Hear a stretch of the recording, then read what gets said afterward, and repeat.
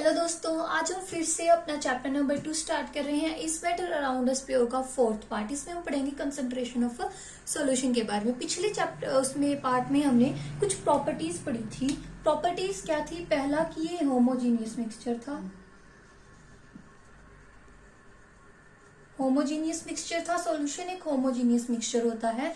Second पढ़ी थी कि इसके पार्टिकल्स का साइज 1 नैनोमीटर से कम होता है, या मैं बोलूं 10⁻⁻⁹ मीटर से कम होता है।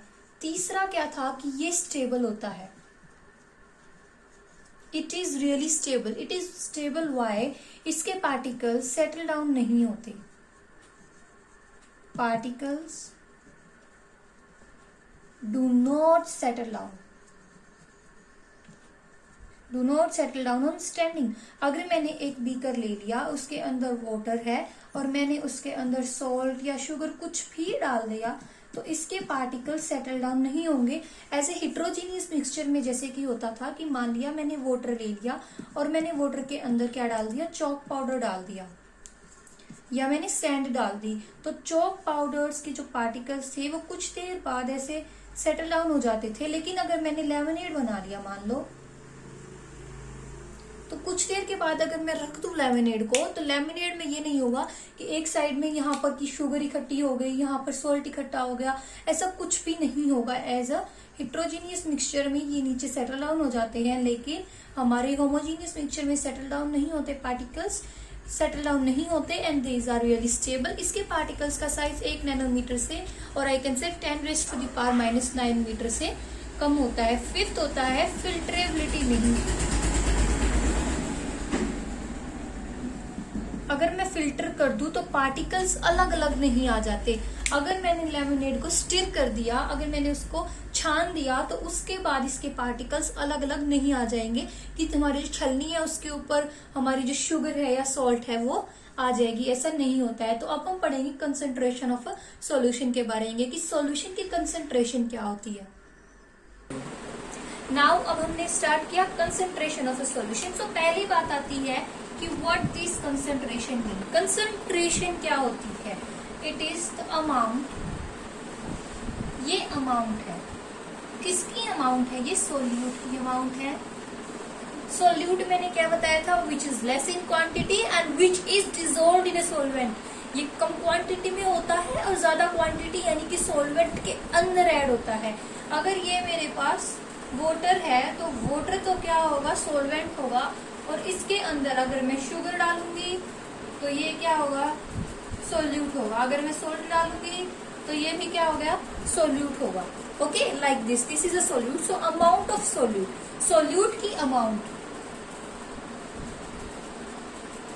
Present in, amount of solute present in given amount of a solvent, present in given amount of a solvent. क्या है ये? जिस सोल्यूट की वो अमाउंट है, it is that amount of solute. ये कुछ ऐसी अमाउंट है जिसे अगर मैंने एक गिवन सोलवेंट के अंदर ऐड कर दिया तो वो क्या कहलाएगी? इसकी कंसंट्रेशन कहलाएगी। It's called the concentration of a solution. Okay, given amount of a solution. Solution की इसकी सोलवेंट बोल दूं और आई कैन से सोलवेंट बोल दूं, या मैं सॉल्यूशन भी बोल सकती हूँ। सॉल्यूशन की सोलवेंट या सॉल्यूशन कैसे? और ये सॉल्यूट किस में ले सकते हैं? हम मास में ले सकते हैं हम। इट इज बाय मास और बाय वॉल्यूम, और by volume. It is by mass और बाय वॉल्यूम। और I can say and another definition, मैंने बोला ना मास और वॉल्यूम, तो मैं क्या कह सकती हूँ? It is amount, it is amount of solute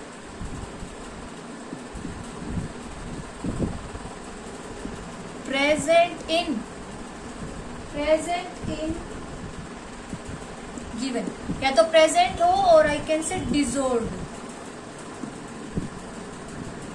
कि ये अमाउंट ऑफ सोल्यूट जो डिसॉल्व्ड है किसमें? गिवन मास में और गिवन वॉल्यूम। किसका मास, किसकी volume?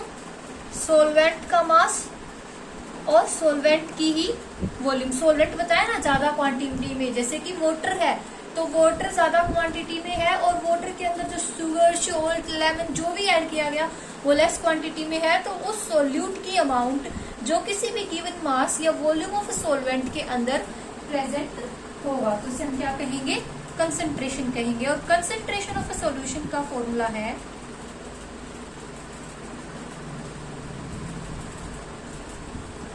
Concentration of solution. Solution को हम ऐसे भी लिख सकते हैं, concentration of solution is what, that is amount of solute, it is amount of solute divided by amount of solution, divided by amount of solution. और आई कैन से, इसे मैंने बोला ना सॉल्यूशन लिखो या फिर सॉल्वेंट लिखो, तो मैं ये भी लिख सकती हूँ। अगर मेरे को क्वेश्चन में सॉल्यूशन की अमाउंट गिवन है तो मैं सॉल्यूशन की लिखूंगी, और अगर मुझे किस चीज की अमाउंट गिवन है, amount of solute divided by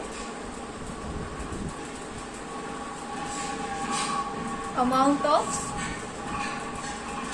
solvent, amount of solute divided by amount of solution। So concentration से हमें क्या चीजें पता चलती हैं, concentration of a solution से मैं बता सकती हूँ कि solution क्या वो डाइल्यूट है।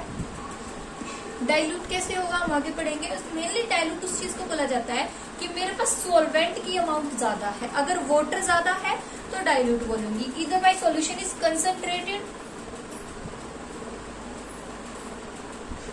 क्या सॉल्यूशन कंसंट्रेटेड है, सॉल्यूशन कंसंट्रेटेड है यानी कि सोल्यूट की अमाउंट ज्यादा है, ओके।